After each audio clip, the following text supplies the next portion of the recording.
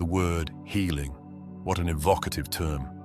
It conjures images of quiet resolve, of unseen wounds tended with tender care. But when we speak of healing an avoidant attachment style, we are not merely patching up the visible. No, we are delving into the subterranean landscapes of the heart, into those hidden caverns where fear has taken root, where vulnerability is a whispered secret, and connection feels as elusive as a ghost. Today, we embark on a journey, not a sprint, but a deliberate walk through the intricate labyrinth of avoidant attachment. Together, we'll explore what shapes this pattern, the challenges it poses, and most importantly, what can be done to transform it into something more beautiful. Secure attachment. A child's first lessons in love. We begin at the beginning, as all good stories do. Imagine, if you will, a child entering this world, a blank canvas eager for the first strokes of experience. The adults in their life, their caregivers, are the first to wield the brush. How they respond to that child's cries, their needs, their smiles. These interactions are the earliest lessons in love and trust. For some, these lessons are clear and consistent, and the canvas begins to take the shape of secure attachment. For others, however, the strokes are jagged, hesitant, or even absent. Avoidant attachment is born not from neglect of the obvious, but from the neglect of the subtle. It is a quiet wound, a result of emotional needs that went unseen, dismissed, or overwhelmed by caregivers too preoccupied or afraid to handle vulnerability. These children grow up learning a dangerous lesson, that emotions are unreliable, that needs are burdensome, and that closeness comes at the expense of independence. They build walls, brick by brick, to protect themselves from the heartbreak of rejection. But as we'll discover, these walls, though protective, are also prisons, the silent cost of avoidance. Here's the paradox of the avoidant attachment style. Those who adopt it are not unfeeling. They feel deeply. They simply hide their emotions even from themselves. Like a fortress built to withstand storms, they weather the winds of life with stoic resolve. But inside, they are cold, distant, and often lonely. Consider the cost of this detachment. Unattended emotions fester, transforming into feelings of emptiness and frustration. Physically, the body bears the burden. Stress levels rise, blood pressure spikes, and the heart races as if trying to fill the void left by unmet emotional needs. And relationships? They become a battlefield, with partners left bewildered by the avoidance tendency to shut down, retreat, or dismiss the very intimacy they crave. But fear not. This is not a tale of despair. It is a story of transformation, a reminder that even the most fortified walls can crumble when met with understanding, compassion, and time, the path to healing.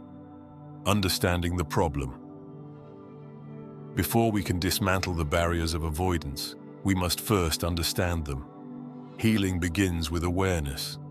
Avoidants must come to recognize the negative consequences of their attachment style, not only for their partners, but for themselves. They must see that the fortress they've built to keep pain out also keeps love at bay. Here's the hope, though. Attachment styles are not destiny. They are not etched into stone. With effort, they can change. Avoidants can learn to embrace the vulnerability they've long feared, to let connection in, and to experience the deep satisfaction of secure attachment.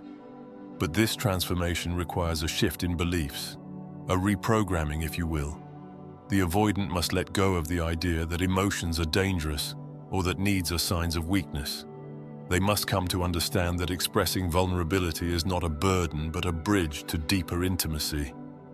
Reclaiming emotional awareness. For many avoidants, emotions are like faint whispers on the wind, hard to hear, easy to ignore. Reclaiming emotional awareness is akin to turning up the volume on these whispers. It requires daily practice, checking in with oneself, noticing feelings as they arise, and allowing them to exist without judgment.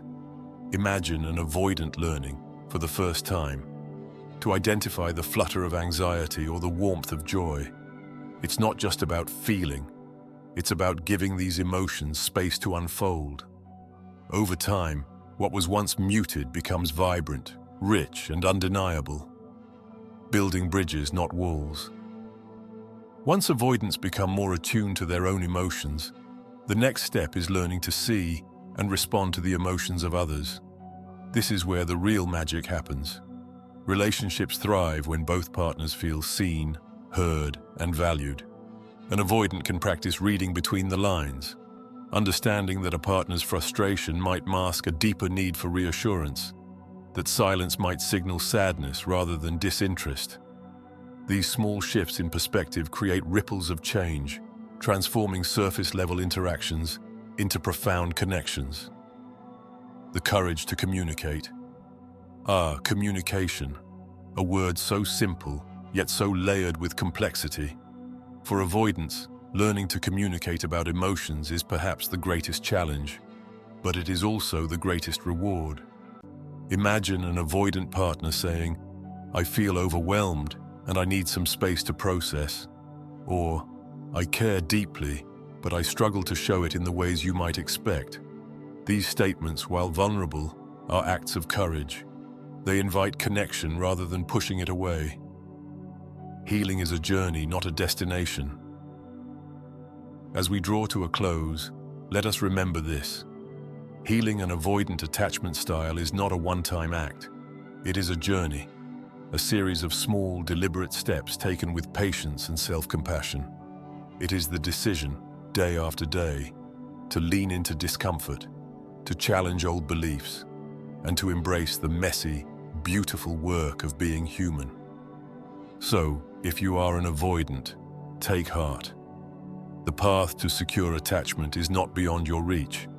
And if you love someone who is avoidant, know this: your patience, understanding, and encouragement can light the way. Together you can transform walls into bridges, distance into closeness, and fear into love. Isn't this, after all, the essence of what it means to truly heal?